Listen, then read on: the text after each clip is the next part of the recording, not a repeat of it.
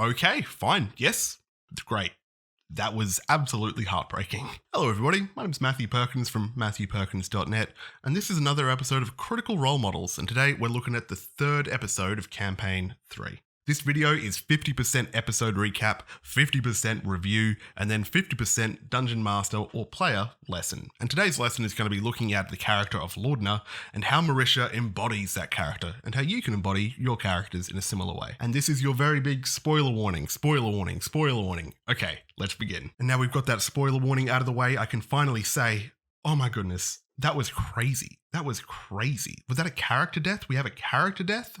Woof. You know how they say, never split the party. Well, the last episode finished with the party split into 3 groups, which is a pretty terrifying prospect. They had been hired by this orcish lord named Lord Esteros to investigate missing goods from one of his warehouses. Because of that 3-way split, we had Aurum in the warehouse, and he was invisible, waiting in darkness for something nefarious to happen, just keeping an eye out, right? And while he was in there, a gnomish woman named Danis, who works at the warehouse, came in, grabbed something from one of the crates, I believe, and then left. She left the warehouse, but Aurum stayed in there. We had another group outside the warehouse. We had Team Backdoor and Team Full Frontal, and they were watching to see if anybody was going in the back or the front of the warehouse. But when Team Full Frontal saw Danis leaving the warehouse, 2 of them followed her. And those 2 people trailing Danis are Imogen and Bertram. Imogen and Bertram are trying their best to avoid being spotted by Danis, but Danis recognizes Imogen because those 2 had had a conversation in the previous episode. Imogen tries to bluff her way out of being recognized by Danis. She says, oh, I just happened to be in the area. I wasn't following you. I wasn't stationed outside your workplace. So because she's been recognized, Imogen decides to fall back in the way she's trailing Danis and instead maintains a telepathic link with Bertram. So now it's kind of Bertram's following Danis and Imogen is following Bertram. Bertram has a really lovely moment with Imogen here where through the mental link, he kind of tells her about this adventure that he went on of like to slay the whispering werewolf. Because he's kind of like an Abe Simpson kind of character. He's got all these rambling stories and I love them. Danis leads these 2 to the Weary Way Tavern and Bertram follows her in and kind of disguises his face a bit by letting down his hair. And when he gets in there, he notices Danis, nervously holding a mug in a booth in the tavern. There's about 40 people in there. It's quite crowded. But when Imogen enters the tavern, she doesn't make any attempt to disguise her appearance, and Danis recognizes her again. She gets kind of spooked, and when Bertram looks around to see where she is, she's not there anymore. And they kind of suspect that she might have gone invisible or something. So as they walk around the pub, Bertram and Imogen, as they walk around the pub, they kind of wave their arms and flail. So if she's invisible, they might accidentally bump her and find her. Then we cut back to the 2 teams inside and outside the warehouse. Now I'm going to call this team analysis paralysis because that's what they do. They argue about how to proceed and they kind of dilly-dally about it. Team Backdoor are struggling to get into the sealed door at the back of the warehouse. It's not just locked, it is like sealed. It's pretty much a wall, right? It's pretty much a wall. So Laudna messages Aurum with her creepy voices and asks him to open the front door instead, but he can't work it out. So Laudna heads out front and practically guns it. She almost rips this door off its hinges and then she rolls a natural 20 to pick the lock. And she's not even proficient in lockpicking tools. She just did really well. The team's goal here is to get into the warehouse with Aurum and look around, find some clues. While this is happening, Fern is sitting out front playing her pan flute. Very mercurial. I really like Fern. Fresh Cut Grass and Ashton have a really lovely kind of conversation. I like it. And we learn a little bit about Ashton. We learn that Ashton has debts to pay. Hey, who doesn't, buddy? Who doesn't? At this point, because Imogen and Bertram have lost their quarry, they decide to rejoin the group. Bertram says that he'll keep a watch out front while everybody else investigates inside the warehouse. Inside the warehouse, the party finds this ledger that details some of the stolen merchandise, some of the missing stuff, but there's 2 different kinds of handwriting in there. So sometimes a record might have been erased or rewritten to downplay the amount of shrinkage. The party take this doctored ledger as pretty solid evidence that this warehouse theft is an inside job. But to get a full picture, they're going to have to track down Danis, that gnomish employee, and interrogate her. So they decide to go back to the Weary Way Tavern. When they get to the tavern, Dorian bribes a minstrel there who tells them that somebody matching Danis's description went upstairs a little while ago. And while some party members are discussing how they're going to stealthily get upstairs without getting noticed, Ashton and Fern just completely dispel that analysis paralysis and they just walk upstairs. I love it. On the second story of this building, Fresh Cut Grass uses his detect thoughts ability to locate where all the people are upstairs in the tavern, even if he can't really see them. He kind of reaches out with his emotions and sees where people are located in all the rooms upstairs. He finds one room that has 10 thinking creatures, 10 people in there, which is mighty suspicious. Aurum approaches the door and listens, and inside he hears two voices. He hears Danis talking to somebody about her concerns that the party is onto her concerns that maybe this whole operation is compromised, and that this other party probably needs to be advised of that, something just to keep in mind. But the person that Danis is talking to does not take this conversation well. He thinks the supply lines are so compromised and that Danis is so unable to deal with this problem herself that he thinks he's not going to need her help anymore. And then Aurum hears Danis choking or gasping or struggling. The team, across multiple die rolls, managed to break down the door. What is with this group and doors? Why can't they get through doors? What's going on with that? But the room is empty. The room is empty. Ashton, thinking that somebody might be hiding in the closet, just smashes it, doesn't open it, just cleaves it in twain. Then, from behind him, he hears a voice. He turns around and crouched on the desk is this sallow, pale, dwarven person. He's super creepy. And he says, I forget what he says. I'd really like to think this creepy dwarven person and creepy Lordner, I kind of think they're on the same wavelength, creep-wise, and I appreciate that. Bam! Roll initiative, everybody. This gets pretty rough pretty quick, okay? Because one of the first things that happens in combat is this dwarven character just hits Aurum, but he has multi-attack with 4 attacks. At level 3, this creature is doing 4 attacks. Oh my goodness. After a single round of combat, this creepy dwarven character says, "Children." And then from underneath the bed, from the wreckage of the crushed wardrobe, from all little crevices in the room, come these little leathery-faced creatures. They're cloaked, they have weird noses, they have clawed feet. Lordner seems to know what these things are as well. Later, we find out that they're called shade creepers. They're normally kind of like vermin or pests, and they steal knickknacks in the city. And stat block wise, they seem to be pretty similar to shadelings, which is from Volo's Guide to Monsters. So they don't have a lot of health, they don't have a lot of armor class, but when they die, they kind of burn up into ash and deal damage to the thing that killed it. When the fight starts to take a turn for the worst, Ashley even points out, hey, we totally forgot about resting and stuff, didn't we? Because the party's a little bit depleted. And the notable moments in this fight are when Fern transforms into a snake and gets the how do you want to do this on a darkling and just like chomps them up and then it explodes in her stomach. Creepy. We get to see Bertrand's rapier in action, which is really cool. He's got a gambler's rapier, which means that I think at the start of each day, he gets to decide whether it's a +1 or +2 or a +3 rapier.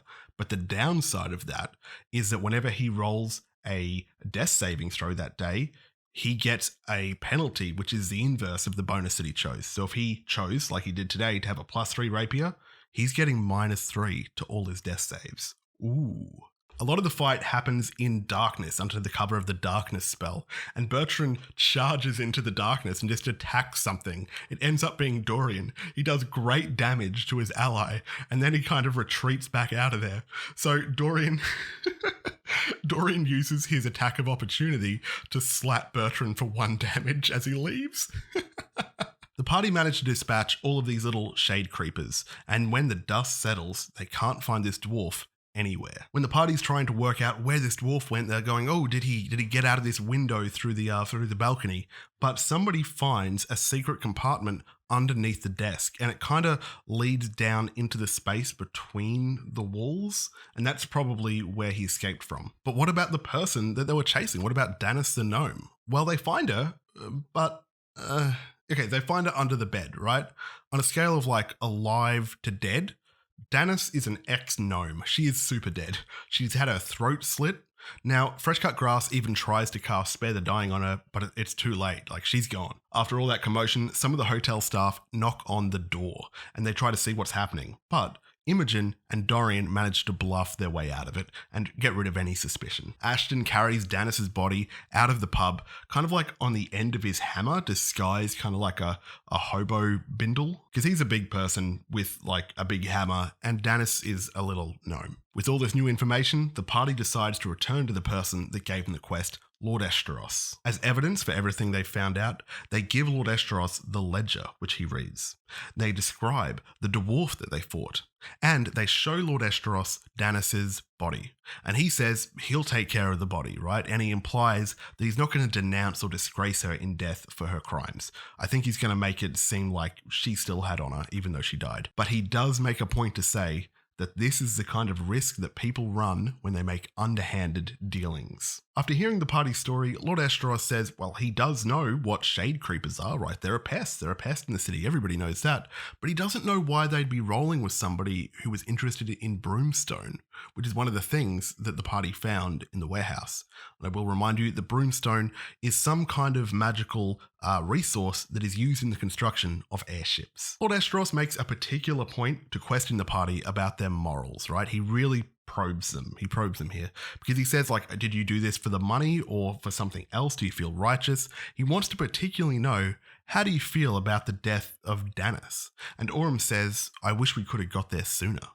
Lord Esteros seems pretty satisfied with this answer. He wants them to be honourable, noble people, and he offers for them to continue their working relationship.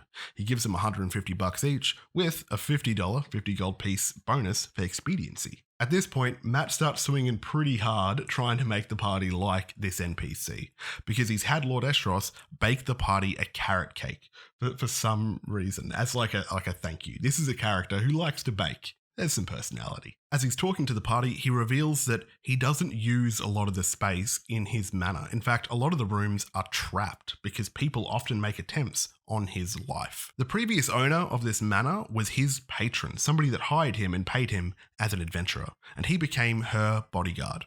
Her name was Mistress Prudage, and she died of natural causes, which Marisha insight checks and gets whispers, so I wonder what happens there. Before that point, he was more of a sellsword mercenary adventurer, just doing it for the coin, but from this person, he learned to be more of a noble hero, and he wants people that work for him to have noble aspirations. Fresh Cut Grass asks Lord Esteros to help him find information about the creature that killed his old party near that silver mine, and somehow we find out that this creature has one eye, so I wonder what that could be. And here's something fun. The party starts throwing around ideas for names for the party. Should we call ourselves Full Frontal? Maybe Bertrand's Friends? Maybe the Bertrand Bellends, right?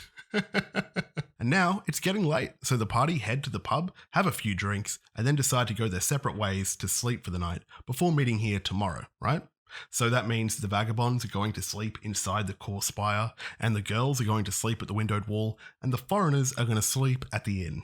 Bertrand has a good line here where he says, "This is the latest I've stayed up in 30 years. And at this point, I was certain that they were going to kill Bertrand Bell of old age. I thought he was just going to die in his sleep or something. On this very same night, before going to sleep, Ashton visits his mechanic friend, Milo, and gives him a bag of gold to investigate the intentions and everything he can find out about Lord Esteros. It seems that Ashton's been burned in the past by something, and that there's a woman that's coming after him for some reason. I'm presuming this person is the person that Ashton owes money to. And back at the pub, Dorian and Bertrand share a lovely moment. It's really nice.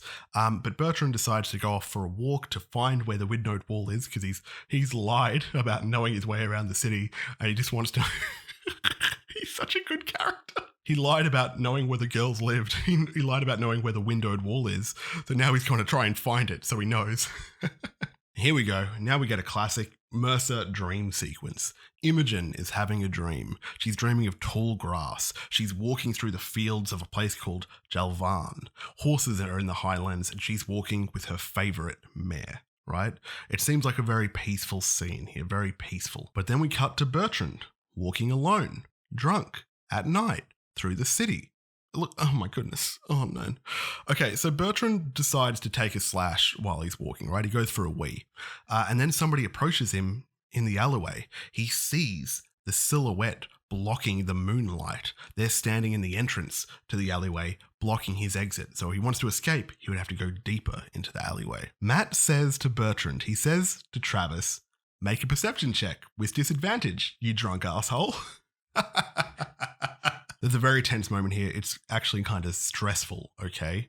So Bertrand says, can I help you, right? And the figure steps closer. And Bertrand tries to bluff, saying, my friend is just around the corner. Like, maybe I can get him. Can I help you? What do you want? The person steps closer. And Bertrand draws his rapier and says, well, that's close enough. And then he notices it's the creepy dwarf from earlier. Okay, now this dwarf is also using a rapier, and they both draw rapiers. They're having a standoff here with their steel flashing in the moonlight. This creepy dwarf tries to get Bertrand to go inside the alleyway, go deeper into the darkness. But Bertrand says, I don't think I will. Absolutely not. And so the dwarf attacks Bertrand and crits him, drives the sword, the rapier, through his belly. And Bertrand falls unconscious. And then we cut back to Imogen having her dream, but it's no longer peaceful. It is no longer peaceful at all. Matt's not being friendly anymore. He's being scary. He's being scary, Mercer.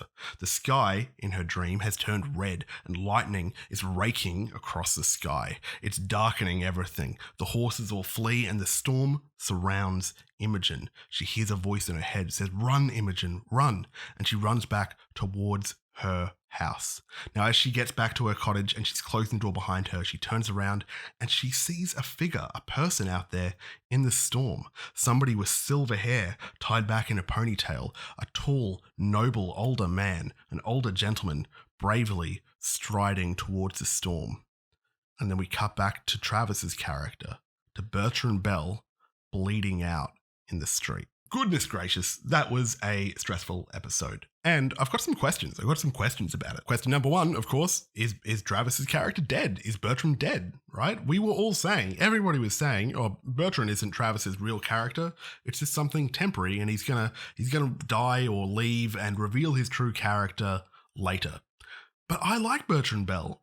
I think he's lovely. I think he's absolutely redeemable and cool, and I don't want him to die like a dog in the street, please. And I suppose the second part to that question is, if Bertrand is dead now for realsies and he's not coming back, cool, great, fine, goodbye. Does that mean that Travis isn't going to be in the campaign anymore, or is he going to come back with a different character later, right? I think that Travis is going to come back. I don't think this is the end of Travis in the campaign, even if it is the end of Bertrand Bell. Second question. What's up with the dwarf? Why is he so creepy? He's working with these creepy little shade gremlins, shade creepers. Ooh. I don't like him. You know, Lorden is creepy. I like that.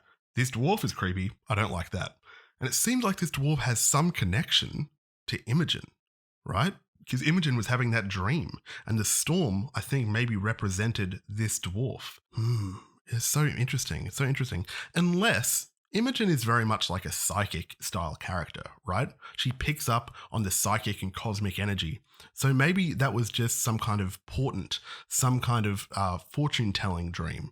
And it's not necessarily describing an intrinsic link between this dwarf and her character. I don't know. Do you reckon this dwarf has some kind of connection to Imogen's background? I really like that Ashton has pressed X to doubt on Lord Estros, right? Because Matt's trying really hard to make the party like him. Oh, I made you a cake. I made you a cake. Oh, come on. Oldest trick in the book. Oldest trick in the Dungeon Master's Guide. So I like that Ashton's doubting this character because I'm suspecting that before he became a kind of noble-hearted person, I bet Lord Estros did some real shady stuff. And I bet he's got a very sordid past. And here's a major question I definitely need some help with. What's the party going to name themselves? What's a good name for this party? I love naming parties. I love it. If you can think of a good name for this party, leave me a comment downstairs. Let me know. I want to hear it. Because in campaign 1, they were called Vox Machina, which is great. Like Vox, like voice actors, and Machina, like, I don't know, like Deus Ex Machina, like just a cool Latinish word. But in campaign 2, they were called the Mighty Nine. And that was just a throwaway kind of joke because they kept on rolling nines and Liam's character had a German accent. So 9, right? That was a throwaway joke in like the 3rd episode or something. So I'm glad they're kind of taking their time with it and they didn't just go, let's be Bertrand's bellends. Yeah, so let me know what you think the party should be called. On the last video, old mate Justin left a really cool comment with a great theory about the origins of Laudna. What if Laudna was attached somehow to Ripley, who was one of the villains from Whitestone? Or what if Laudna was like raised from the dead, like a revived person, a hollow one, and she's perhaps one of the royal family, one of the De Rollos, maybe like a lost cousin or a dead sister of Percy? Ooh, wouldn't that be crazy?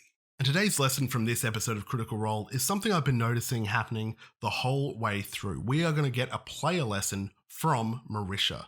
Because Marisha, I don't know how you feel about this. I feel that Laudna is the most iconic character at the table. Marisha just falls into character so effortlessly, and it's so clear the kinds of things she's trying to communicate with her character.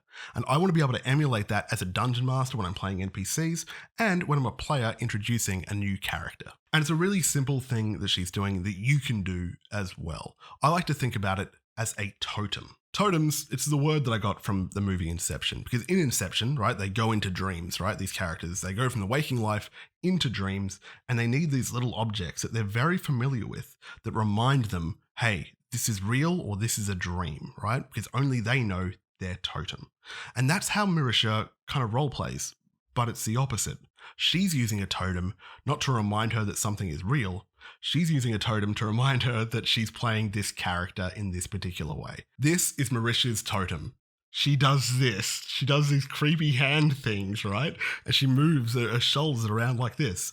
She gets into character that way. When she moves in that way, she's effortlessly falling into that character. And you can find a totem for your characters. For example, a totem that I use for one of my wizards to help me like really nail her accent. Not that I'm good at that. I'm not good at accents, right? I'm not good at them at all. But to remind me what I was doing for her accent, I just had a key phrase as a totem that I could just say it quietly to myself and be like, oh, that's how I do her accent. I could just say, nothing brings me greater pleasure than to see a proud man brought low. Critical Role. Let me, hey, anybody want to hire me? Big boy voice actor over here. No, I'm crap at accents, I know it. Or your totem might be a prop, you know? What if you're playing a wizard? This is full of dice, so it's going to rattle. What if you're playing a wizard, right? And you go, oh, I've got this spell book, so I know that when I hold this, that's my character, and this reminds you of who your character is. But for Marisha, her totem is a body movement, right? When she starts moving her hands in this way and starts making her shoulders all tense and moving her elbows, looking down her nose at people, you know, you can see the whites of her eyes. That's her totem, you know? She just falls into that space so easily. And everybody else around the table, they can see what she's doing. Visually, they can see what she's bringing to the table. And that's why it's so easy for them to collaborate. Like when Marisha casts her whispers, her like whispers spell, what is it? Message. It should probably be called whispers. But when Laudna casts message to someone, all the other people at the table, they all join in because they know that this character is super creepy and they do like creepy whispers in the background of it. It's ugh. And the reason they know to do that is because Marisha is embodying her character and communicating what her character is with her body language, with her totem. These videos cost me a little bit of money to make because we pay for the art. Check out the artist, please. Check out Instagram is in the comments. So if you want to help offset some of the costs, please consider supporting the channel on Patreon, right? We've got a bunch of great stuff up there. PDFs, a podcast, all D&D related. And these are all my legendary patrons down here. Thank you so much for watching, and I will see you next time.